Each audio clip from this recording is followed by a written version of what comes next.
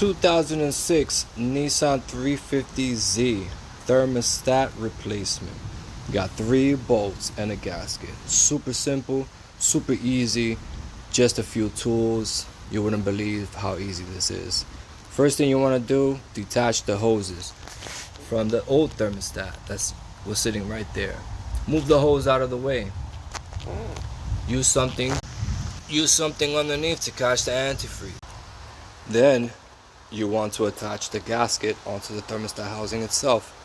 Some of them come with an adhesive back, so you just simply slap it on, put the sucker in, 3 bolts attached, then the hose, then top it off.